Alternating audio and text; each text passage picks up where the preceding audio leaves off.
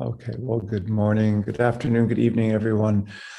Just a reminder I know we've made these announcements long ago in the past, but as you all know, these sessions are being recorded and posted as archives for public viewing. And I am correct, right, Robert, that these are that the archives are open to the public? That's correct. Yes, anyone with that link.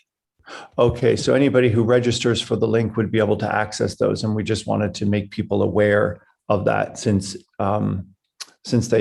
after this recorded session, somebody had recently been asking about this issue, so we wanted to just make sure that you're aware of that.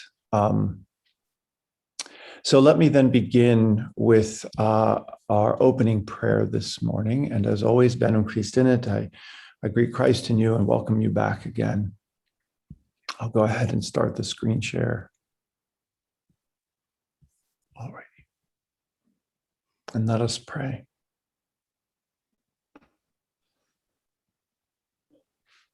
Oh God, you are the ground of my ground, the source and summit of all, whose kingdom has no borders, no circumference, no center, and no end.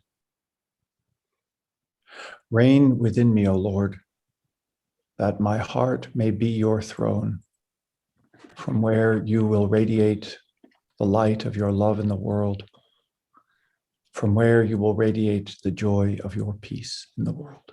Amen.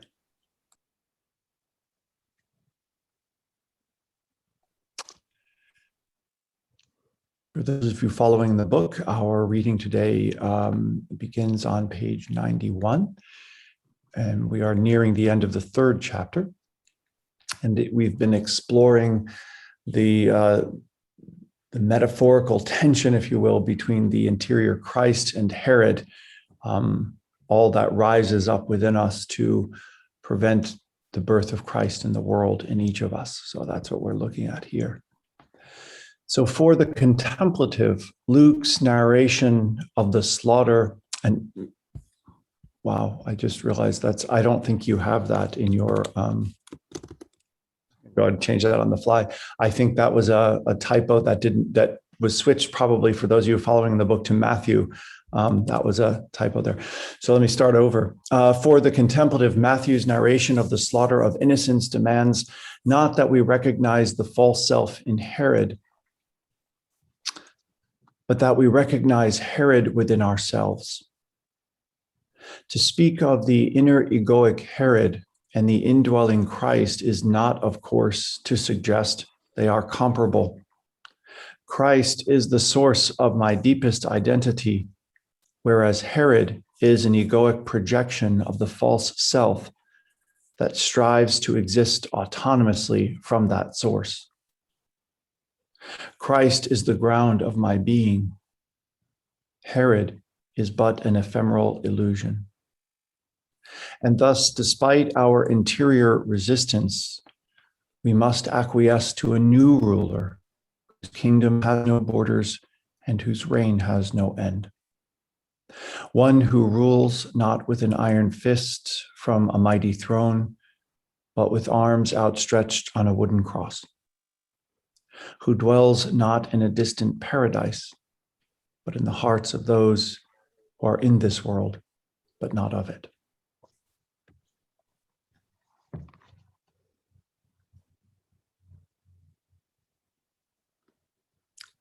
That brings us to our meditation this morning.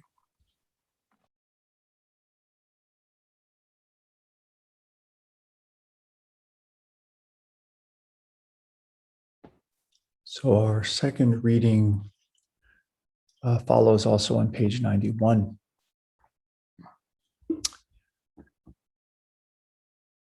In our spiritual struggle between the egoic Herod and the indwelling Christ, we must not put down our guard or forget our own capacity for injustice, hatred, violence, and evil toward those who stand in the way of our socially constructed and fabricated identity.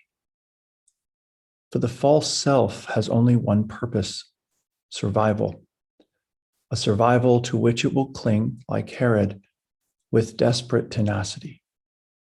And thus, left unbridled, any perceived threat to its own survival, its own control or power, will be met with calculated defiance and with fury. And the root of this fury is always the same: fear, ravenous fear. Herod, let us not forget, was afraid, and so, we are told, was the whole of Jerusalem. Herod thrives on fear, but the love of Christ casts out all fear.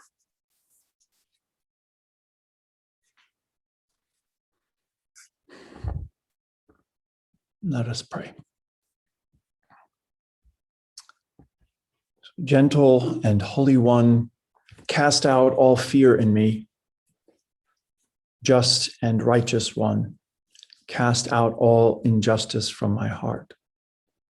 Faithful and merciful One, cast out all doubt and hostility in me. Amen.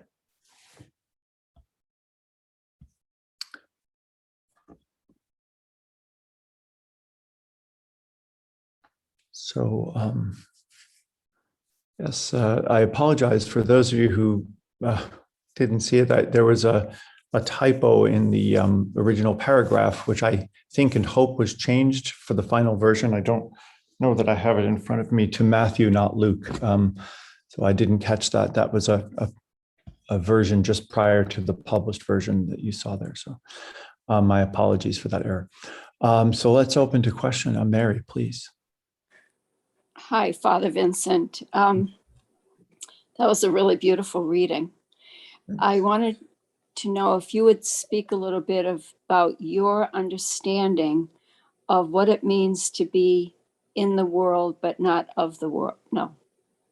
Yeah, you got it right. Okay. Yeah, in the world. Yeah.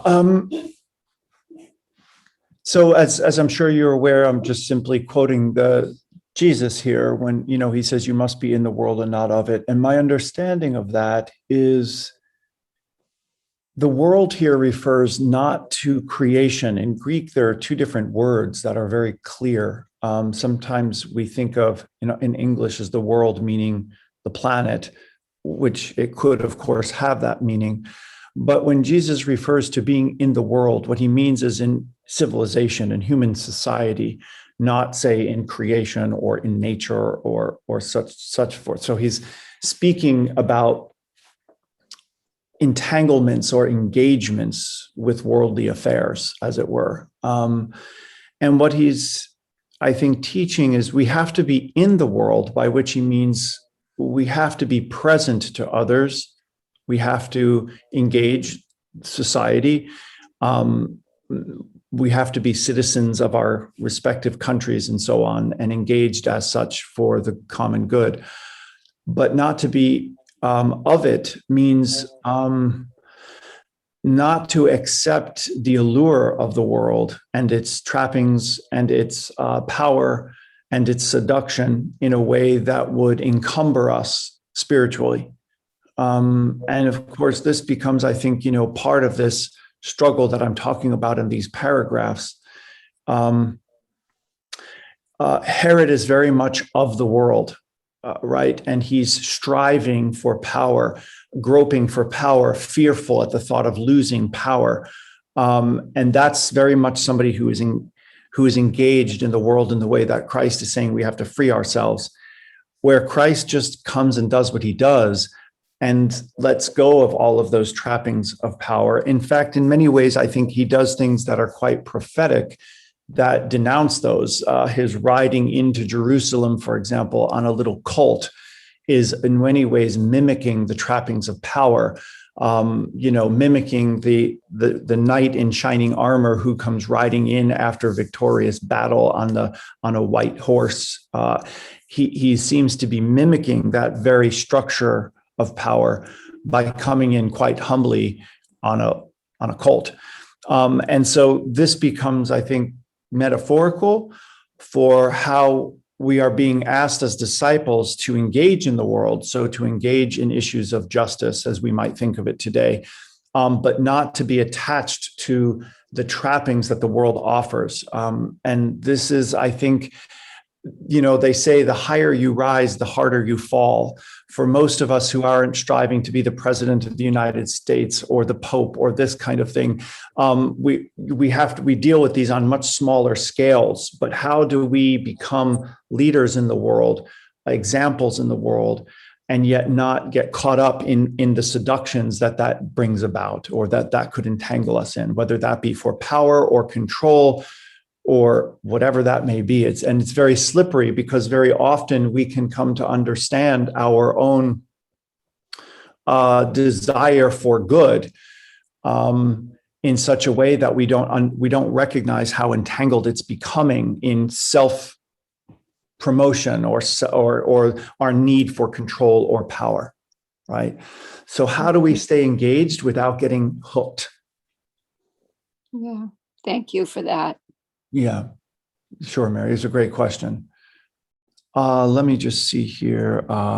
Sorry, I'd have to go to my chat box. I'm sorry, no, participants. Okay, I think, Robert, you were next, and then Dwight. Thanks, Father Vincent. Mary's question I find quite profound, and it's a wonderful one. I'm coming to see that regardless of how exotic the question, the answer remains the same. It's love. It's a constant, like the speed of light. It's the same. Getting to the answer can be a bit of a challenge at times, which is what I thought what Mary's question asked of me. How do I get there in the world? And what I'm beginning to see is 4 C's. In my dualistic starting point, let's say, when I'm just started on this spiritual path, I would either condemn or condone behavior. So I was either with or against.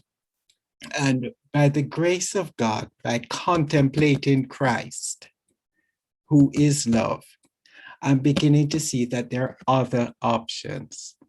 Another option may be to confront,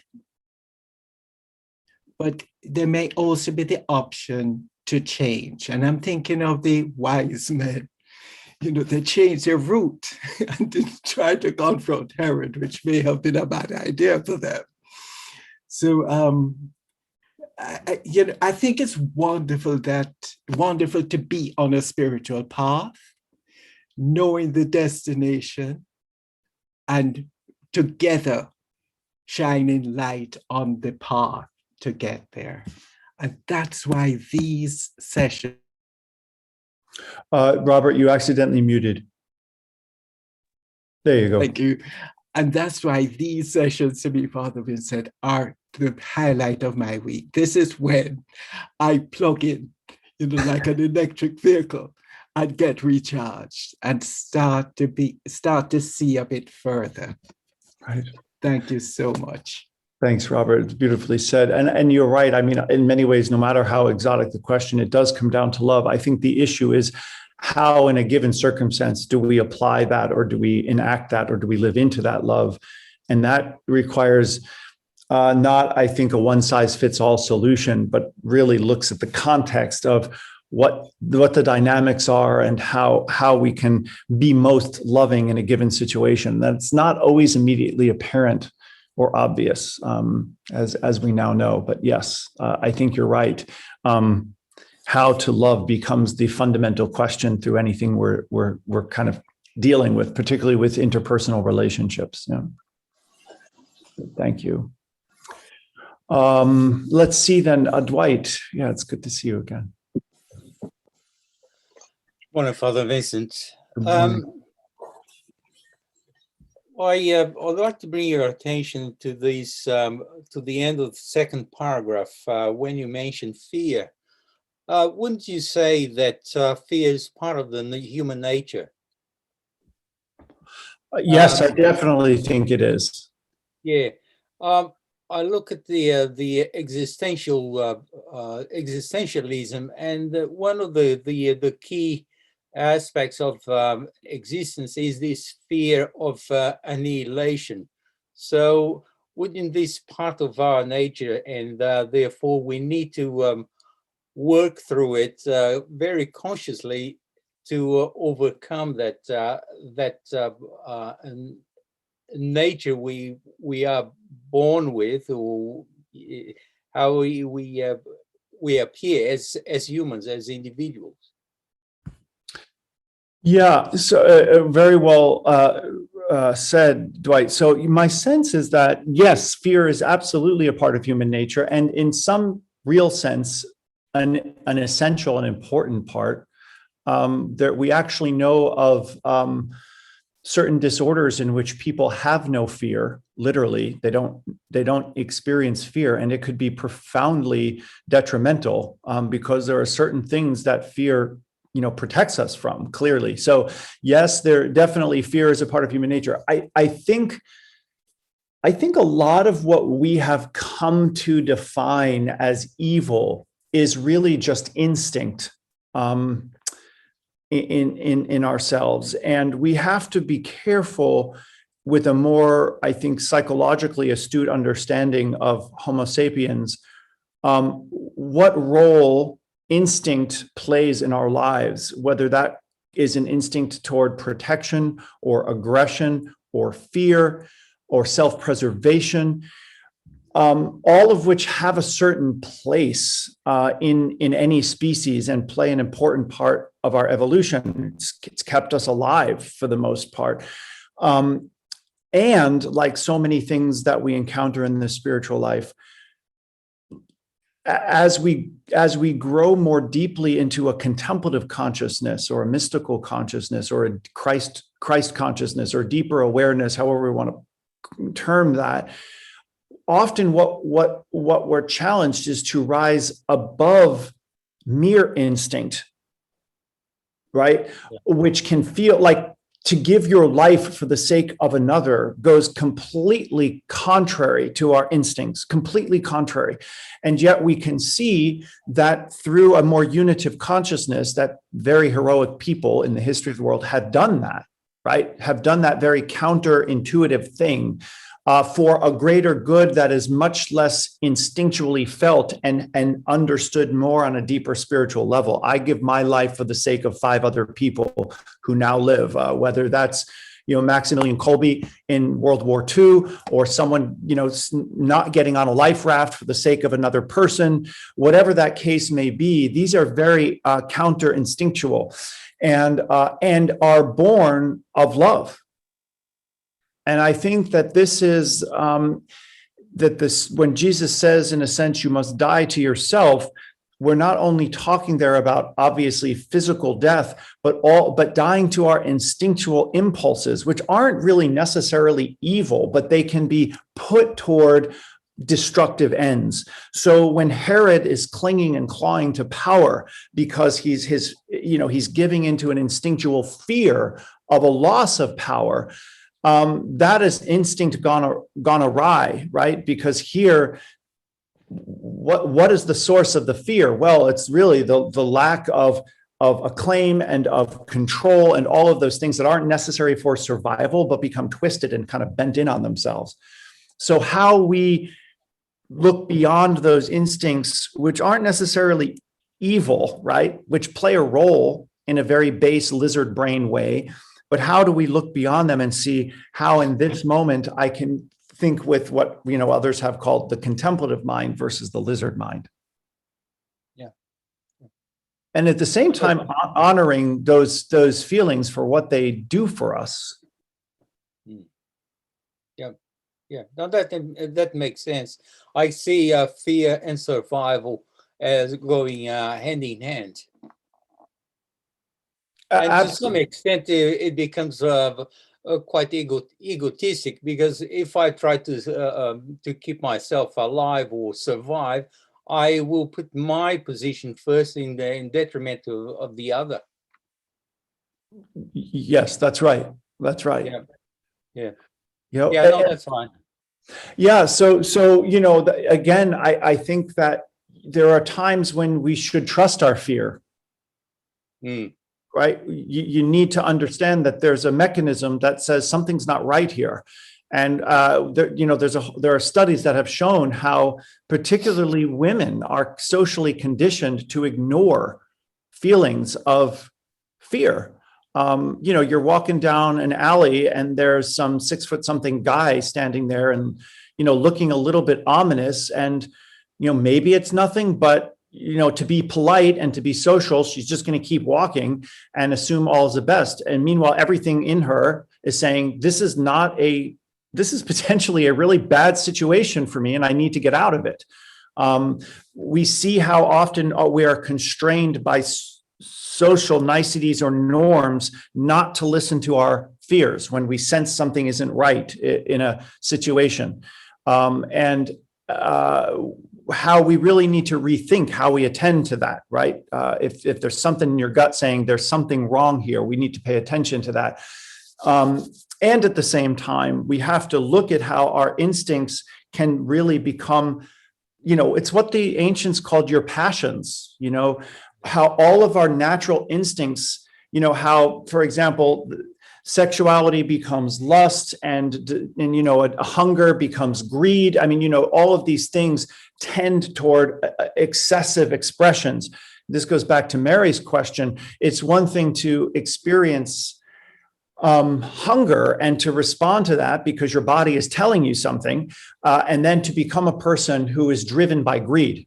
That's a totally different reality, right? So how do we, through love, allow a kind of, I don't know if reconciliation is the right way, but an authentic connection to those real instinctual needs and passions without becoming hooked on them, without allowing them to drive the train, as it were? It's the question. Yeah. Yep. Thank you. Yeah, you're welcome, Dwight. Carol, good morning. Good morning.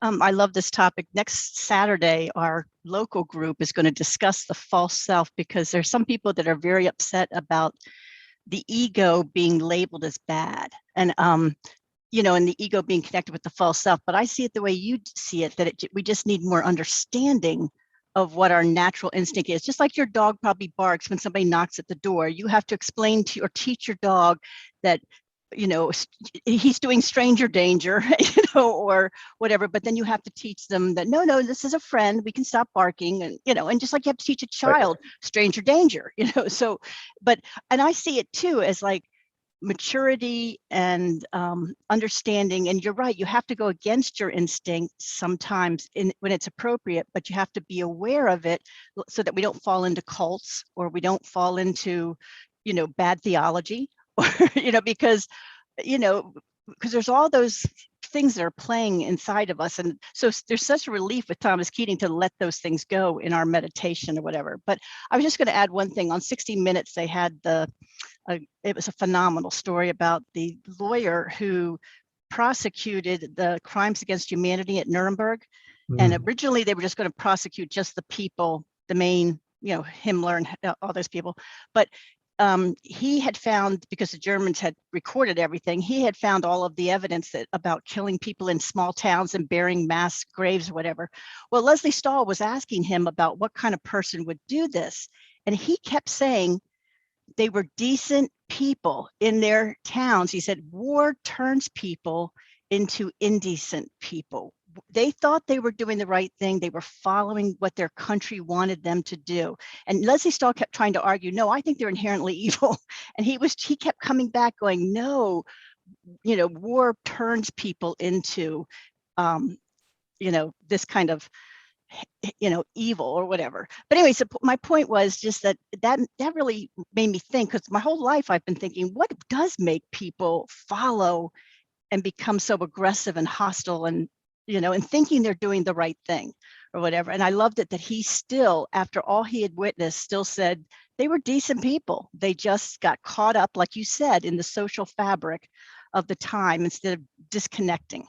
And, Well, Carol, that book on the banality of evil, which talks about this very thing, really explores how so-called decent people, well, I'm not murdering, I'm not committing genocide. I'm just taking the names of people as they walk in this door. Well, I'm not committing genocide. I'm just pushing this button when I'm told to. I'm not committing genocide. I'm just part of a big machine. I'm just one little cog in this huge wheel. And all I do is focus on this little thing. So I'm not responsible. And it's just, fascist regimes and systems like this do have a way of whitewashing how we contribute to these machines of destruction, right? And it's very easy. Yeah. And we see it all the time because and the shock is that you would expect to meet these maniacal, horrible people, and they're just pretty ordinary, which makes it all the more chilling, actually. Right? Yes, I think so too. And we also got living in Washington, we had a Holocaust museum, a whole, person that survived the Holocaust talked to us. And at the very end, everybody said, well, what would you like to leave us with? And he said, speak out early. He said, because by the time you realize, it's like the frog in the boiling water. By the time you realize and you speak out, it's way too late because that machine has just, the horse has left the barn and gone into the next town. So, well, this is right. And this is the Herod machine too, right? I mean, Herod didn't put a sword through any child, right? He just had other people do that for him, right? He didn't have to look at and witness the horror of what he ordered to be done, as the story goes. So there you see this, so then the question is, when this becomes an internalized process, how do we allow duplicities to live within us and the banality of that, right? This is what we're going to be exploring in the next chapter, which I know is going to be a little tough to get through because it's pretty harsh and sort of trying to tease through our own hypocrisies around this. But what happens in these war regime type of scenarios happens in a microscopic way within each of us. We learn to live with duplicity. We let ourselves off the hook. We kind of create a story about ourselves that we like to project to the world. And it definitely edits or redacts things that don't quite fit as comfortably as we might like into that version we project. So, Herod no doubt was doing the same thing. The difference was he had a lot of worldly power that allowed him to project all of those interior things out into the world. And again, this is what it means to be, for Jesus to say you have to be in it, but not of it. To shed that, yeah. So thanks, Carol. Yeah. Let's see, Mary Rose, please. Hi. Hi. When I think of fear, I think whether or not it's based in something rational or irrational. And so, yes, if you're in a kind of dangerous sort of situation, that's fear that you want to be paying attention to, and it's telling you something that you need to do, versus seeing if it's based on something irrational or distorted, be it fear of the unknown or, fear of what's going to happen to me in a certain situation. And I think that's where Herod or the power of sin can come into play and distort, what's really behind all this? What is the thought that I'm originating from, or maybe something in earlier years of my life that is being triggered from what is happening right now and causing that fear now, even though it's really related to something of the past. And that's where I think calling on God to kind of help us see through that and to and really, I think of it in terms of turning that fear over to him. Mm-hmm. And therefore whatever's really underlying, let that come out and deal with that. What's the real issue going on? And maybe no issue at all, really. It's just all fabricated. It's all right. And so often I think that's often right. Much of it is oftentimes projected and fabricated, right? It's perception. Yeah, it's not staying present. Right. Where I am in Christ, and I'm kind of off somewhere else. Right, right. Yeah, very good insight, Mary. And I think that's, that's the contemplative life again. We have to be clear within Christianity, the contemplative life is not asking us to forsake or abandon the body, as we'll see in the next chapter. I repeat that in multiple cases. It's not a body hating spirituality. It's an integral spirituality in which we learn how to integrate body, mind, spirit in a way that love can sort of prevail or reign through all of it. And that means, if one thing I think is true about Christian spirituality is that when understood correctly, it does know what to do with the body. And many spiritual traditions don't know what to do with the body. And ours does. And I think that's grounded in incarnation, right? That God is embodied. And so the body becomes sacrament. The body becomes scripture. It becomes a mediation of the divine, not something that has to be forsaken. So when we're talking about giving up passions and all of that, we're not talking about a body-hating spirituality. We're talking about one which, in a sense, filters the natural instincts of passions and of feelings through the lens of love of Christ so that they can be transformed for the good and not turned for the evil. Yeah. Thanks, Mary Rose. I appreciate it. Carol, by the way, I do in my book, and I can email it to you, the pages I can look for it. I do really dissect the difference between ego and false self and don't equate the two, which I think is often done and is deeply problematic. So if you want, I could forward you that section for that discussion. I just remembered to mention that. Yeah. Okay. Let's see. Paloma or Richard?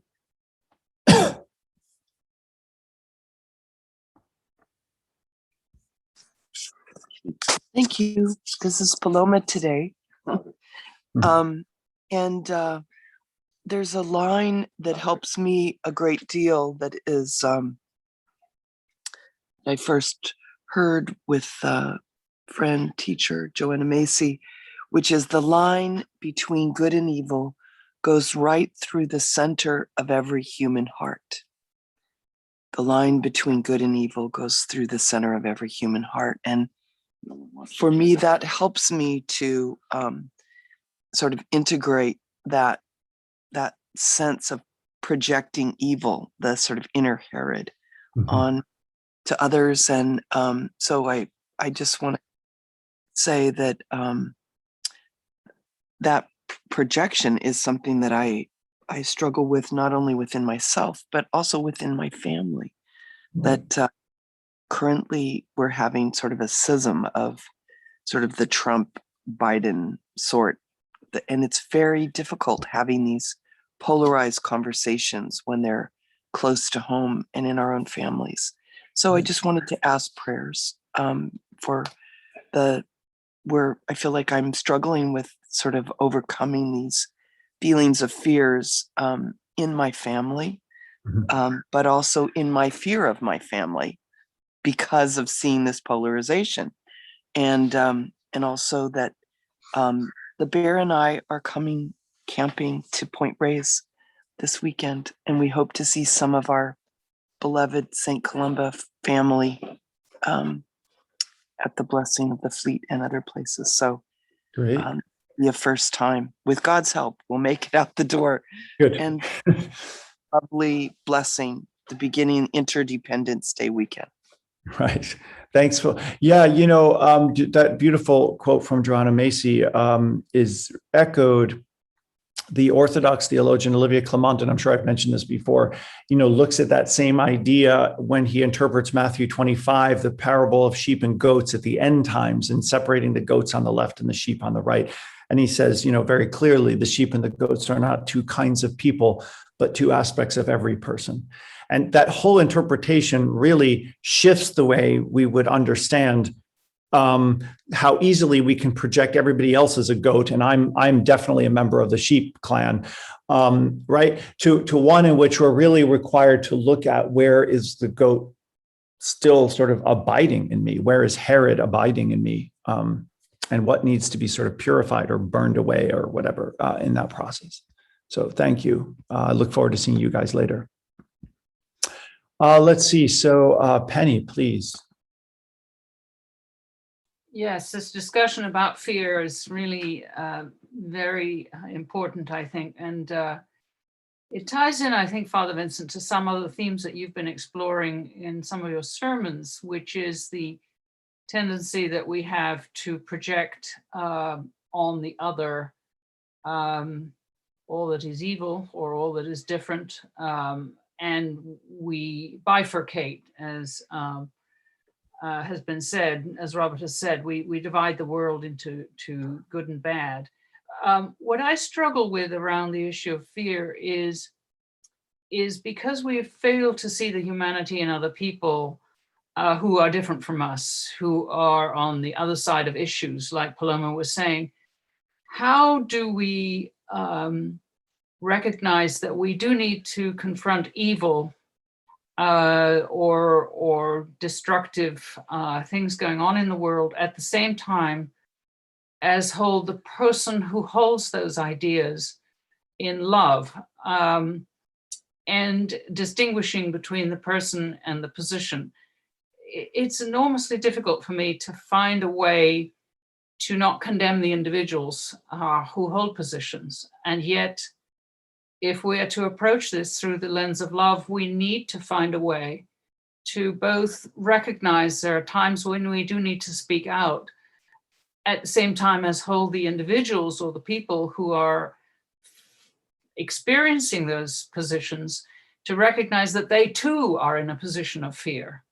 And how we recognize that in them. And I'm thinking of all this political polarization, is that what is driving so much of it is feelings of fear, that people's livelihoods are being attacked, their worldview is being changed, immigrants are coming in and they are projecting their anxieties about the loss of the way it used to be onto these foreigners, or that somehow we have to find a way to speak to that fear in them, that we too share fear of loss and of survival.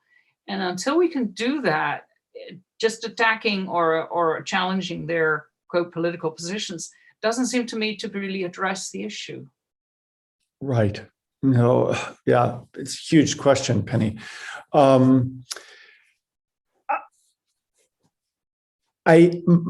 So the short answer is I'm not sure, because again, I don't think it's a one size fits all response. Really, the context of the situation, be it personal or national or on a local communal level, all kind of, I think, demand a certain response, as does the question of whether the person in question is even willing or receptive to hearing what you're suggesting, or, you know, or they're just completely blind to it, either because of emotional trauma or mental illness. I mean, there's so many things that that come into play as to how to nuance or address a particular situation or individual, and to do that in love. I think the big picture, and that we have to understand, is that sometimes the solution, I think, is a boundary and a keeping of distance from which one can continue to love a person. But there you have to ask, what is the motivation for that, for example? If a person is not receptive or unwilling to change or incapable of doing the inner work that would lead to some kind of either conversion or reconciliation or betterment, I think it's okay to sometimes then say, then there needs to be an established boundary or distance, because that's the only place from which I can continue to love you and not be somehow the target of an onslaught of resentment or manipulation or hostility, right? That just is relentless. But there, for me, when I've been engaged in those questions of how, you know, at what point do I need to say, okay, this is really not a workable situation because the other person just isn't able to do the inner work, say, of seeing the problem, then I think sometimes it's that boundary becomes the solution. But what I have to keep in check is that spiteful and defensive, or is that more protective and loving? And to be very frank with you, I'm not sure that I can say I've always acted out of that more protective, loving space, or that it hasn't been tainted by a mixture of both, and that becomes part of the ongoing struggle.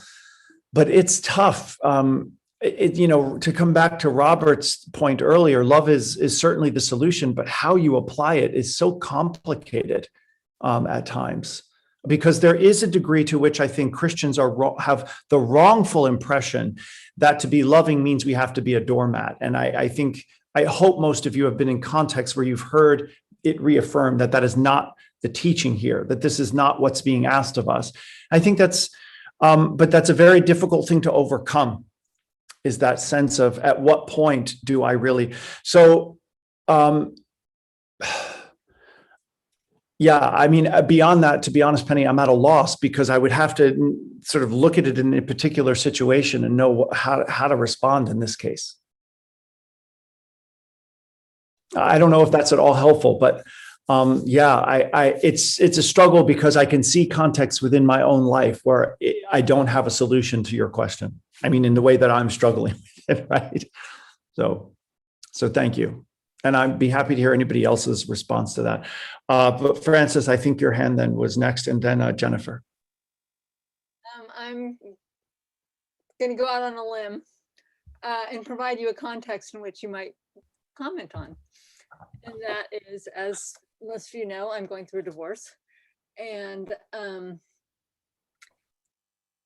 I have 2 sisters and a mother, all of whom are in Marin County, local. And I am receiving feedback from my family that they don't like the way I'm handling my divorce. And one of my sisters has twice in the past few weeks told me that I am controlling because I won't let her, don't want her to do things like call a new lawyer and make them talk to them about my case. So I'm feeling that my boundaries are violated and that I need to set a boundary, a few. And I'm able to see that my family is coming from a place of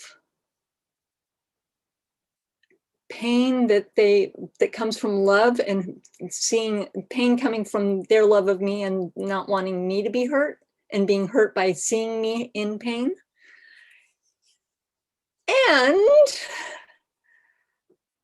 I'm really struggling with how to not have it end up as a shouting match, which it has ended up the last 2 times with one of my family members, where I'm told that in my own home, that I am being controlling because I will not do things the way they want me to for my own life. And I'm having a really hard time, even though I can connect with okay, they're coming from that place. I don't have the vocabulary to say, back off. It's not your place, because I tried that. And there's just kind of this, if I put a boundary, there's sort of a, oh, okay, and then a go around. I'm going to attack it from another angle. I'm going to keep coming at you and keep. And it's just like, oh my God, it's exhausting. And it's the last thing I need. It's the least helpful thing possible. So do you have any comments on that? Well, without getting into a kind of marital counseling, I can suggest that one of the things that I see here, Frances, that is, again, has a uniqueness to it, is what you're dealing with in your sisters and your mother, as you just, I think, acknowledge, is they're coming from what they think is a place of love. And that's a very different starting point than somebody who's out for your jugular. The question is, what is the most loving thing for them to do in support of you? And that's what they seem not to be getting. So in other words, the silver lining of this dark cloud is that whether they are being this or not, they have your best intention in mind. And that might be a good ground, a starting ground for you all to begin a conversation. Look, I know you all have my best interest in mind, and I need to help you understand why what you're doing is not achieving that end. And that's a very different thing than somebody who's like out to get you. And I know it sounds almost parochial, but it might help so that you can avoid the shouting matches, for you to lay this out very gently and lovingly in a letter that they can receive, to say, here's the ground of which we need to have these future conversations. Here's my sort of my boundaries. I know you have my best interest in mind, but I need you to understand why that's not achieving it. And here's what would be helpful, X, Y, and Z. This is the best way that you can achieve that. And try to build on that common foundation of everybody, including you, having your best interests in mind. I tend to shrink and go silent, and that doesn't help the dialogue. But I feel like I can't have the dialogue because I feel like I'm just shouted over. So, And that's why a letter thwarts that. true. You see, because then you're going to be like, look, I need you to read this before we have any further conversations. And now you've gotten out what you need to say without interruption, essentially. You know, something you can point to and say, here's my 3 points. So before you start yelling back, I need you to hear these 3 points. So that, and it might also help, Francis, for you to get that out of your system as a way of really clarifying for you, here's what we have in common, here's what you're doing, here's why it's not helpful, and here's what would be. And can we please have that discussion now? This will be my last part of the comment. I worry that when I try to describe here's what you're doing, that it will be taken as inflammatory. So I guess that's really I think the biggest hurdle for me is the description of their behavior without having it come across as a judgment. Yeah, it might be. Yep. So what I might recommend is you talk not about what they're doing, but about how you feel. Right? This is how I'm, this is already tough and this is difficult. And here's what would really, really help me. Right? We can talk more about that privately if you need, no problem. All right. Jennifer, sorry for the wait. Go right ahead. Good morning. I, not speaking directly to Francis, more about what Penny was saying. I just wonder if, and maybe you did speak to this, Father Vincent, and I just didn't hear it, but I wonder if talking about sort of this balance between humility and then also a sense of, what the sort of loving thing to do is in any situation, it can be really hard, right? Because so many of the issues that divide us, that feel really polarizing, are very complex, and there are a lot of nuances. And so I guess what I'm wondering about is just as part of the journey, maybe probing, like, what are my blind spots around this issue? Or what is it that maybe I'm not seeing that will help me better understand, another person's perspective. For example, just even on immigration, it is pretty complex and layered, and it's often presented to us in terms of you're either xenophobic or you're pro-immigration. And actually there's a lot more to it, including how it might affect jobs for working class people and all of that. And so not to sort of sugarcoat, a perspective that maybe we think is really narrow or unloving, but also to constantly be probing, like, what is it that I can't see, or how can I better see the situations through another's eyes? I don't know. That just seems, I read someone once recently, I don't remember who it was, and they said, unfortunately, everyone thinks they're on the right side of history, or most people do. So how do you talk to people, if you come from that, so thanks. Yeah, no, thanks, Jennifer. I mean, frankly, Hitler thought he was on the right side of history, and thought what he was doing was for the love of his country, as twisted and crazy and distorted as that was. I mean, that seems to have been an honest conviction, which is what makes it, coming back to the banality of evil, makes it all the more horrifying. But so, yeah, look, I think that the contemplative life writ large is about that work of introspection, of which is about finding the voice within you. And of course, for us, we would identify that voice as the voice of Christ. But there are so many competing voices that want to dominate over that voice that can only be heard in silence. That beautiful story of Elijah at the cave, where, God comes in thunder and earthquake and lightning and all of this, but it's the still small voice. But how do we hear that still small voice over the political thunder and the social lightning and the fires, going on? So how do we find that space to drill down? And I think that, Keating points to the problem of mythic member consciousness as one of the real sort of debilitating ways in which that voice gets silenced, because we become so identified as a member of a particular tribe or team or nation or religion that becomes all right, all good, all the time. And anything that opposes that must be wrong and is somehow deficient and not worth listening to, or evil or threatening, or whatever the case may be. So mythic member consciousness, the over-identification with a kind of social network, becomes one of the major silencers of that still small voice, right? To your point, either you're xenophobic or you're pro-immigration is a mythic member consciousness idea, more or less held by liberals and conservatives in this country. But what does the still small voice say about the complexities of where the people are immigrating from and the horrors from which they're coming, and how we balance that with national interests or goods or the needs of the people here? And there's a whole host of, as you say, complexities. So this just raises yet again the importance of allowing ourselves enough silence to hear both where our own shortcomings may be and where our so-called opponents may be contributing something of value to a broader, more complex issue or conversation. Nothing in our society fosters this. In fact, everything in our culture today mitigates against it.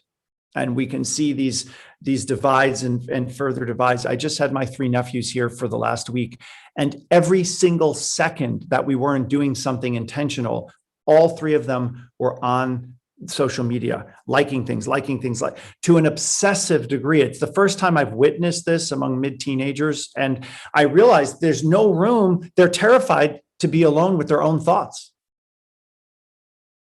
Just terrified. So while that in itself may seem like just kids playing, we're conditioning them not to be able to be alone with their thoughts, not to be able to just be without having to be somehow distracted or having this input. And then that ill disposes us to deal with that still small voice when we do mature and are confronted with the world's complexities. So there's nothing in our culture. This is what I meant a few weeks ago in the paragraph where I said this is not a quaint pastime, but a matter of real ethical and planetary urgency, the ability to do exactly this for the reasons you're saying. And again, as I said earlier, I don't know that there's a one size fits all to this. It's about being, I think contemplative is as much about being nimble to what you're confronted with than looking for a ready-made blueprint or one size fits all solution. It's about asking, what does love look like here and here and here and here? And it will look very different in each case. I don't know how helpful that is. No, that's really helpful. I just also wanted to say when you were talking about fear, which is, I resonate with a ton since I'm a 6 on the Enneagram.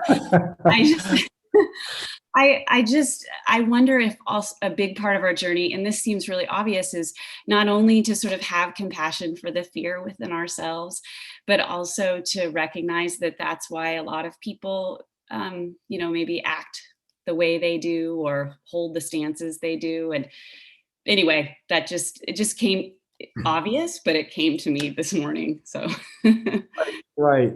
Look, what, and this maybe goes back a bit to Dwight's earlier question. An animal knows when to run, and it knows when it needs to fight, when it's cornered, as it were. And both of those are fear-based reactions to a perceived threat, real or perceived.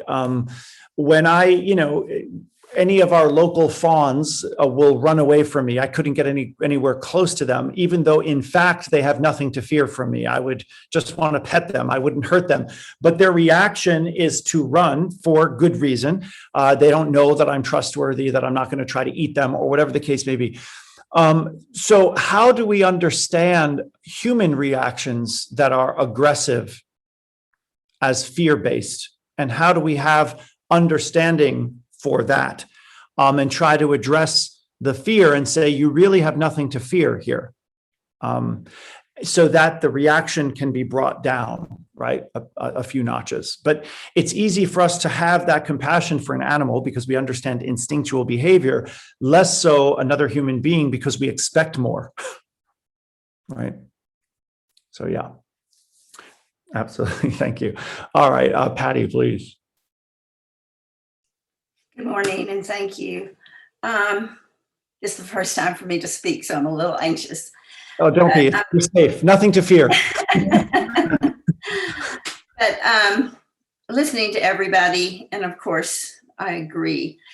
But what has worked for me, one of the things I want to say too, Father, about what you just said about the teenagers you had in your home. I'm a grandmother, and my older grandchildren are now teenagers. And my daughter asked me to do a scripture study for when they were in the 6th grade. And before we would do the scripture study, and it was the contemplative looking at the scripture, and I would introduce them to centering prayer.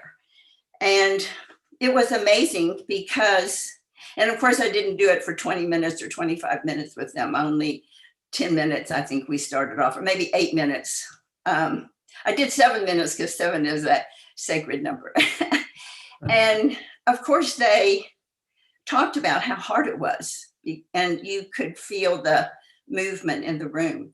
But it's amazing how they look forward to it. And one of the verses I used was Psalms 46:10, be still and know that I am God. And when they would see me, like at a swim meet or a baseball game, they would all come up to me and go, Miss Patty, be still and know that I am God. So it's like they get those little grains and keep them, and they really, and then toward the end of the first year, and I've been doing it now for 6 years. So the first class is already graduated, but the room, you could feel the silence and the stillness. So they really gravitated toward it. The other thing I wanted to say about this, and I don't have the perfect answer, but this has worked for me. Not all the time. To ask questions when somebody is really grating on my last nerve because I don't agree with what they're saying. If I can get myself into a contemplative stance of ridding myself, I call it dying to self. Mm-hmm. If I can really die to myself and become empty, and then somehow ask them, if there is a key word or something that I can hang on to and say, can I hear more about that or something, and really open up to hearing them, not as a way of finding more things wrong with them, but just like you were saying, what is it about, myself maybe, but also to really, I don't even have to agree with them, but to really understand where they're coming from. And to be able to convey that without saying, I agree with you. And I know it's the Holy Spirit working within me when I can just say, God, I just want to be present to this person. And I just want to be present to how they're seeing the world or this situation. And I think when people can really feel safe in talking to you, they also hear their own words. They also hear their own position, and they hear the little nuances in their own body that's kind of maybe telling them, I don't really know about this. The spirit in them who's nudging them about maybe you need to look at this remark or that remark. And it really seems to work. People will often tell me later when they see me, thank you so much for what you did, what you said the other day. And I'm thinking, I didn't say anything. They just did the talking, but they felt heard. So they really think that I did something. I mean, I did do something. I heard them. So anyway, Yeah, I just wanted to give you that. No, Patty, it's a fantastic metaphor for the contemplative life, and which is really about listening. And then, to listen to another is doing something. It feels like it's not, because it's more of a, as you say, a dying to self, a passive receiving of that person. But to listen rather than to fight with or to ignore or to block out is a kind of way of absorbing that individual and holding them right in this space, as it were, where it does allow them to put their defenses down, maybe just enough to see, okay, maybe not everything I'm saying should be left unvetted, unchanged, uncorrected, and so forth. It's, I think, more powerful than most of us give credit for. Usually when we're engaged with somebody who we're sparring with, we're coming up with an answer for how to respond before they're even done talking, which means we're not fully listening in the first place. We're just garnering our defenses for the next assault. And to be able to just drop your defenses and listen does change, right, the dynamic very often. Yeah, good work. And thanks for teaching your kids a little bit about meditation, your grandkids. Thank you. I love teenagers. Yeah. Okay, so I see, Christine, your hand is up, and we'll end there and then move on to practice. Hi, it's good to see you again.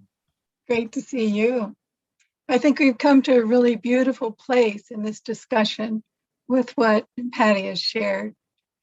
And I'm really encouraged, right? And what really encouraged me most is this renaissance or new understanding, which was understood from the very beginning with the early Christians. And that was that Christ is part of all of creation from the very beginning.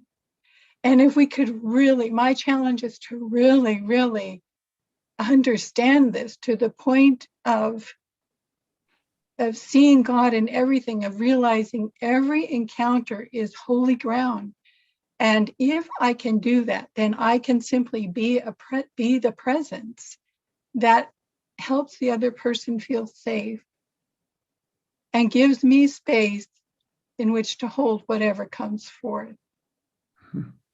Because this fear is awesome, but the flip side of that is the awe. Yeah. It's hard to put into words, but this is what we're being called, I think, as contemplatives. This is our calling right now, today. And the sooner the better, because as you brought up, the sooner we address these issues, the less likelihood we are of being confronted with total annihilation or a fascist state and more killing, more death, more scars upon the land. So thank you so much. Absolutely, Christina. We, in our culture, there's so much value given to big acts of heroism and so forth, major changes, but really so much of the shifts and change happen on this unseen, unnoticed level. Of Jesus talking about leaven, which makes the bread grow, even though it's unseen, and salt, right, which flavors and so forth. So how do we not have expectations that transcend what is possible, but really look toward the minutia and the microcosm and the individual way of attending? And this is how change occurs ultimately, one person at a time. And in doing, listening, being present to holding that space is not nothing. I really think it makes a significant difference in people's lives. Nicola, just before we move, I noticed Nicola had raised an issue earlier about, Nicola, I think you're still there, about turning off our cameras during prayer time. Did you want to ask about that? Not particularly. I just, Robert did address it. And I've just noticed that over the course of time that all the cameras are off now. Mhm. And I just wanted to know what that was about because, you know, as this pandemic has progressed, it's kind of become the trend now is for everybody to shut them off. I see. And was there, I mean, I would be unaware, was there a time when during the meditation cameras were left on more generally, and that's, you're seeing a Yes. shift? Yes, I used to watch the light come into your room in Inverness. Ah, okay. Yeah, a lot of the times, what I don't tend to meditate at the computer myself, because it's, first of all, I use a prayer bench and I prefer that over a chair. So sometimes I just shut it off, because I'm not going to be sitting here, or you're just going to see the back of my head typically, or I'll sit right out here on a porch on my bench. Another thing too, and I can't speak for everybody or why this would be the case or whether it matters for folks. You know, I'll just be honest about this. I've had a number of comments initially about people noticing me meditate, and I thought, well, that feels like a distraction, so I'm going to shut down. And for whatever reason, people were more watching me meditate, and I thought, okay, that's probably not a good thing to encourage. So I thought, let me just sort of not encourage that and have people really give people an opportunity to turn into their own space. I don't know if anybody else wants to address whether you prefer a camera on or off, or if there's something you're missing by not having one on, and you know, if you'd prefer that. When I do shut off, can you still see the projection of my screen of what I'm screen sharing, or does that go away? We can see your screen share. Even when I'm shut down? Yeah. Okay. Okay, but the other thing that happens is sometimes people accidentally unmute during that time, and then their blank screen becomes replaces your share view because they're unmuted. Right. Yeah, Yes. so Okay. I've learned to pin Father Vincent. If you go to the Father Vincent in your right screen, that gives you an opportunity to pin, and then that leaves him on constantly. If you, because I know what you mean, Anna. Okay, so that I suppose that's an option. I'm not exact. Let me just look. Yeah, okay. So I see the pin button there. Yeah.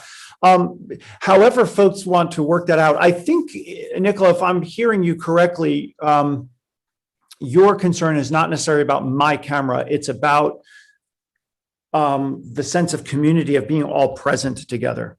Right. Since it seems that if the leader turns their camera off, everybody else then starts to turn their camera off. And now when I look at my screen and I have like 9 or 12 people on it, all the cameras are off. And I just don't know how I feel about that. Right. But it seems like you're expressing that you'd be more comfortable with people with cameras on, because that would somehow bring you into a sense of community. Right, but Robert's point was if there's people moving around and sometimes that's necessary, that's disturbing. So I just wanted a discussion about it. I don't want, you know, my way or anything. I just have noticed this in groups over this time. Right, right. No, it's an excellent point to raise, because really if we were all together in a local room here, you know, typically we would all be sitting here with each other. And there's something about that shared experience of meditation that really is quite different than when we're merely in solitude. I can tell you maybe the sort of local equivalent, and then Christine, I see your hand, a local equivalent that I dealt with when I was when I was the vicar of New Skellig, which met in my home, is during the meditation, we had the option to sit in the same room in a circle, or people could kind of make their way around the house or sit out on the deck on a chair, and how many people preferred to just go sit on a porch or find a bench somewhere on the property or whatever. And maybe that's the equivalent of shutting off a camera. I'm not sure. But thank you for the comment. Christine, did you want to add something to that? Well, yeah, I just, I've done it both ways with camera on and camera off. But today I was really glad I had the camera off. I was overwhelmed and ended up crying wonderful. Tears, but tears nonetheless. And why should I confuse anyone by having them see that? You know, I think this is a private experience we're having with God in community. And if during a meditation, even if I have my camera off and I open my eyes, I see names there. I know that everyone is here with me and I feel that presence. Mm-hmm. I just add that. Thanks, Christine. Well, Nicola, to your point, as this sort of facilitator of this particular group, I don't want to necessarily be setting a precedent that other folks would be uncomfortable with. Again, the main reason is because toward the beginning, people would say, "Oh, you're sitting so still," or "Oh, you did," and I thought, "Oh gosh," so it was kind of uncomfortable a little bit. So I thought, well, let me again not introduce that, which is sort of what motivated. But in addition to that, I do tend to walk away and sit somewhere else or kneel somewhere else and not to be at the chair. Anyway, I'm perfectly happy to leave my camera on if people want to pin that so it's not a distraction, and then you would at least have that view. I'm happy to I have no objections to that, if that would help. But probably depending on how people feel about your camera on or off, I would want to sort of honor that. And Nicola, I hear your point, and I hope at least having had the discussion gives you a little bit more of an understanding. I am very touched by your willingness and your openness to even exploring the question, and I'm perfectly happy either way. All right, perfect. Well, moving forward, at least for me, I will leave my camera on, especially if I'm in this room. Occasionally, I have to air from the vicarage and it's just an office. But especially here, just to try to, for people who want to pin it and be brought into the space to watch the light and so forth, I'm happy to do that. All right. Thank you for raising the question. It's a good one. These are the edges of how we're exploring what it means to be online community. The dynamics are just so different. So we're learning. That's right. All right. So let me just call up then our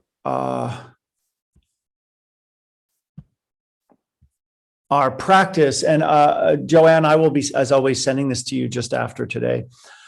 So the practice I'd like you to consider for our next meeting. Speaking of cameras, Catherine, I think you accidentally. Yeah, Catherine, we're looking at your screen now. Yeah, you want to stop the screen share there. Yeah, I think I can do that. There we go. All right, coming back to that. So reflect on a current situation in which Herod's reign in you is palpable, right? Write a prayer to free you from Herod's reign, and which opens you to the reign of Christ within. So I'm asking you to do that work that I think Jennifer's question raised about that inner voice, looking at that inner voice. So look at a current situation. God knows we probably all have one or 10, in which we can really sense that reign of Herod. In other words, a fear reaction arising in us, or a defensive reaction that you can really identify in a given situation. And then write a prayer that will help put on paper, if you will, a prayer that frees you from that fear reaction, Herod's reign, as we're calling it, and which, as a consequence, opens you to the reign of Christ within you. And again, for those of you who are not on the mailing list, you can go ahead and reach out to Joanne. Joanne, if you don't mind posting your email again, and then these will be sent to you for reference. All right. So then let's take a look at last week's practice, if anybody has experimented with that in our last 20 minutes or so. So this was asking, despite the atrocities of Herod, as told to us in Matthew's gospel, the interior Herod is most often subtle and cunning. The inner Herod makes his presence felt in subtle suggestions, as he did the Magi. Go and find out about the child, and when you found him, let me know, so that I too may go and pay homage. That's, for example, in Matthew 2:8. So I asked you then again to attend to the whisper of Herod in you, the hints, the suggestions, the impulses, the little resistances that collectively diminish your own spiritual vibrancy and keep you lukewarm in your practice.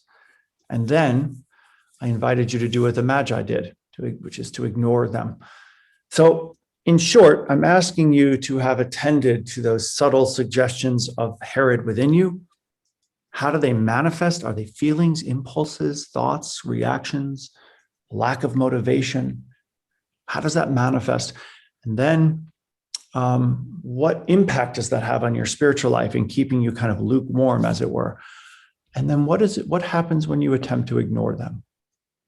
So if there's any of you who've had, thanks, Joanne has put our email up there for those of you who want to email her to be put on the mailing list for this group. Mary, please. Mary, just go ahead and unmute. There you go. I just wanted to share something that you said a few weeks ago that helped me. Mhm. I have a long way to go, but what helped me was when you said, find another way home. And I wrote it down. And that idea of finding another way home really, really helped me. Usually what happens for me is things happen so fast between myself and another person that I don't have the time in the moment to do that kind of sitting, to come to a different way of being with that person. So that's my work. That's what I have to work on. But finding another way home is a really great direction. So thank you. Actually, that sounds like a beautiful title for a book on the contemplative life, Another Way Home. So I'm going to keep that in mind and I'll give you credit. But it's, yeah, no, it's a very beautiful idea. And it is true. I mean, when we think about, the experience of the Magi who, to whom Herod sort of has these sort of deceptive, right, lies, oh, show me, when you come back, show me where the child is and I'll go pay homage. And how through their own introspective listening, right, to the voice of the divine, are led another way home, are led around that rather than a confrontation with it. It speaks volumes really about what that means to listen to that interior voice of Herod, to understand its suggestions and to work around it. Look, in many ways, Jesus does the same thing in the temptations in the desert. He never fights or argues with Satan. He simply cites scripture. That's all he does. So we know that in the process of being tempted, the moment we begin to engage the voice of temptation, we've pretty much lost the game. It pretty much sucks us in the way a fly trying to escape a spider's web gets more and more entangled. So the idea is to skirt around it. The idea is to simply ignore it. That's what I've learned in any resistances that I felt even toward my daily practice. So in the morning when I get up and I'm sort of saying, okay, this is what I'm going to do first, there's a million subtle suggestions within me as to why I should postpone that. Could be anything. The minute I give in to any one of them or begin to engage, the battle's lost. I just have to ignore all of those and just do what I'm going to do. Right. And as long as I've been doing it, every single day, I still have to resist those subtle suggestions. I think I'm better at it now than I used to be, but it's not that they've gone away. All right. Thank you. Robert, please. It carrying on the theme, what I find is that when I get on my steed to go and right some wrong, I quickly get out of the light and I find myself in darkness. And it does take practice for me to say, have I given up my peace? Have I gone into darkness? Because that cannot be the way home. The way home is to stay in the light, to stay on that path of peace and love. And it's just getting to be able to ask that question sooner than I have in the past. And I think that's progress. It is progress. And it's progress, Robert, because I think we can ask that question or those types of questions sooner because we recognize the turn in the road. Oh, okay, I've been here before. I see it now. I see the pattern. but you see the pattern because you're intentional about the pattern, right? When I was in Belgium, a friend and I one time got caught in a terrible loop around Brussels, and we kept ending up in this loop where we kept coming out the same exit of the highway over and over. We would go through a tunnel, and we didn't see there was an exit inside the dark tunnel that we were supposed to be taking. And it was, I mean, we were just like screaming with laughter because we literally could not get out of this loop like 5 times until finally we recognized that's the exit. The signs were just terrible. They were just really poorly placed, and neither of us have a good sense of direction. But after enough times around the loop, we found the exit, right? But that's just it. So if you're intentional and you're looking for the signs in the spiritual life, eventually you find the exit, you find the way out or around, right? You find your other way home, as it were. Yeah. So thanks, Robert. Let's see, Mary Rose. Yeah, I was noticing that frequently when I'd go to bed at night, maybe within the first 5 minutes, I would suddenly have this sinking feeling. There's, fear behind it. No reason, that I can think of why that came at that moment. And of course I used to entertain it, like, oh, what's this about? And then it'd go off into something else and I wouldn't fall asleep. And then I guess a few months ago, sort of realized, well, wait a minute. I think this is the inner Herod. This is the power of sin. There's nothing to be analyzed here. There's nothing in particular underlying this kind of fear that I was dealing with. And so each time that would happen, I would just quickly go to a Jesus prayer, just sort of center myself. And because the feeling would usually pass anyways if I didn't, entertain it. But I just recognized, no, this isn't something that's based in something real. And I turned to Jesus. And I would do that each night that would happen. And now I'm kind of realizing I'm not even sure when the last night this occurred. And I think it's just kind of recognizing what those egos, those fears are, and what's real and what isn't, and turning to God, turning to Christ at those times. Yeah, absolutely. That's really well said. The whole parable of Peter walking on water and, he begins to sink. It's all to do with all that whole parable or story. It looks at where Peter's focus is. When his focus is on the wind and the waves and the storm, he sinks. When the focus is on Christ, he walks. And I think that the metaphor for that inner chaos that can rise up in us, and then for you to be able to say, there's really nothing to analyze. I'm just, it's all smoke and mirrors, and I'm just giving it shape and form and substance by analyzing it. It's the perfect disguise for a distraction, right? And for sinking into some quagmire of fear that is born of nothing. So how then do you turn to Christ, the Jesus prayer, etc.? This is what Peter does, right? He focuses again on Christ, and you just ignore the raging storm, so to speak, of fear around you. And next thing you know, you're walking on it.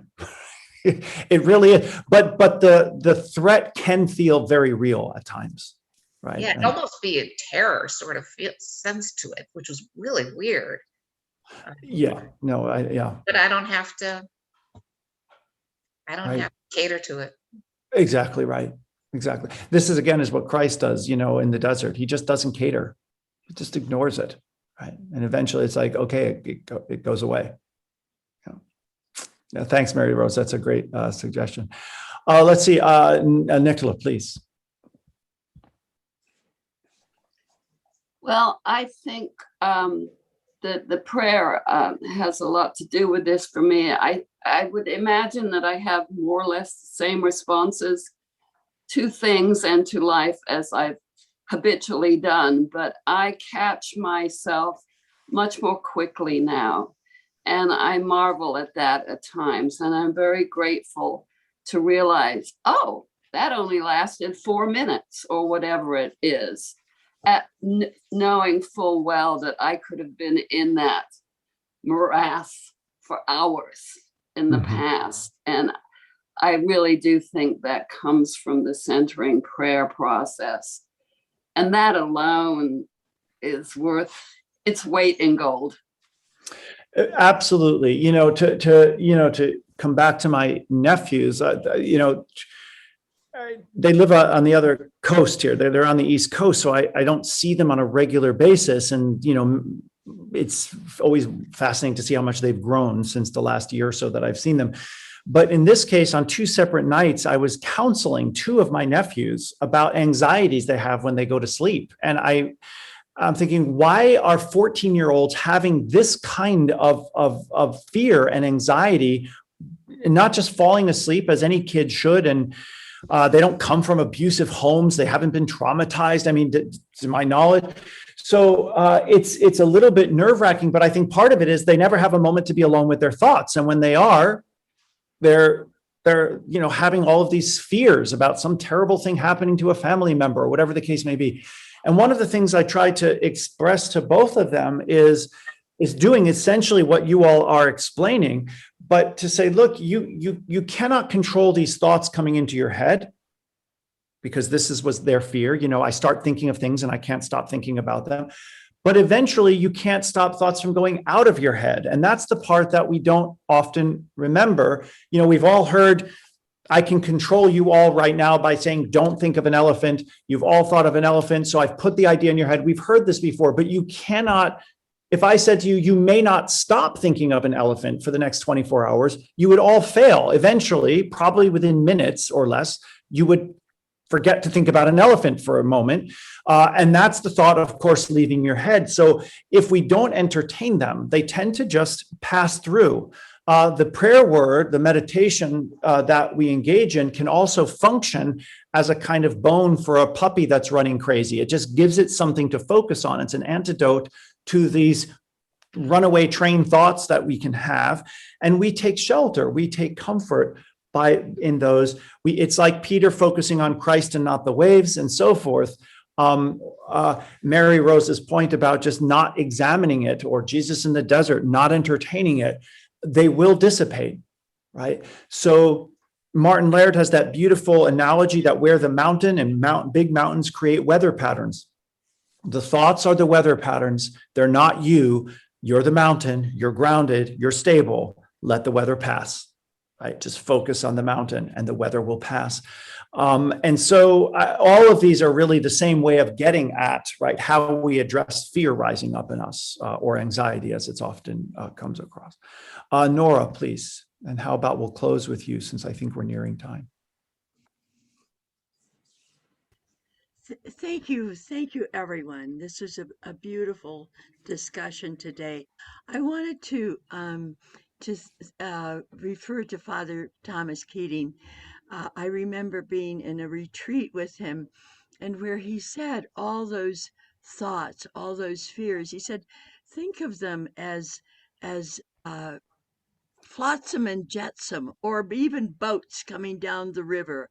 He said some of them are steamboats, some of them are freighters, some of them are little rowboats. He said, but just think of them as just drifting on down the river. Don't let them stay in your port. And Right. I always remember that. But I also wanted to address the idea of this, where my spirituality wanes. And I will say that sometimes it happens in Mass, in the liturgy, where I'm becoming obsessed with my intellectual probing of where are they putting guilt on me? You know, where are they putting guilt on me? Where are these words, sinner, mea culpa bits in the Mass? And then what saves me often is just being there in the Mass with my community and realizing that we are all trying to find our way home in our own ways. And that's, that's a different for everyone. But the idea of having that community there almost supersedes the liturgy, if you can imagine. There's something about realizing, and it goes back to something a woman said to me in Mexico one time from Chiapas. There was something she was puzzled about, and she said, "I don't understand." She said, "We are all human, we are all people, we are all family." Mhm. I love that. I love that. That's all. So the people often save me from my spiritual waning, being hypercritical of rote prayer, if you will, that is part of the liturgy. Mhm. I might recommend that when you're feeling that intellectual probing, to allow yourself to move into the body of the liturgy, the bodiliness of it.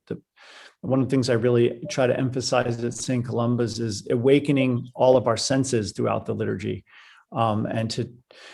It's that whenever, if you're, Nora, I think I recall from the past you're Catholic, and you said, and there is something beautifully embodied about that liturgy, how we move and when we move and what we say. There's like a rhythm or a dance that goes back and forth between the priest and the congregation, as it were.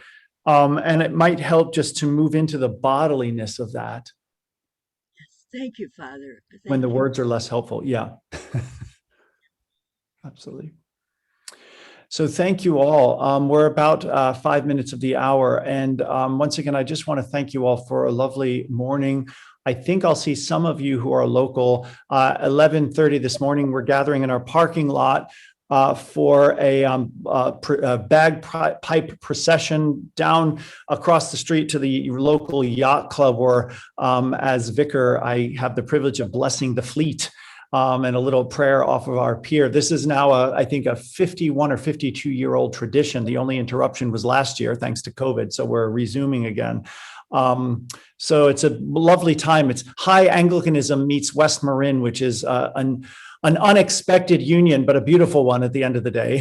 So I'm looking forward to that. And I know I'll see some of you there. So as for the rest, I look forward to seeing you next week. Go in peace, go without fear. Go in love and joy, and go in the name of Christ, and be that light to all. And go with my blessing, Father, Son, and Holy Spirit, 3 in 1 and 1 in 3. And be safe, happy, and healthy. And I look forward to seeing you again next week. God bless you now.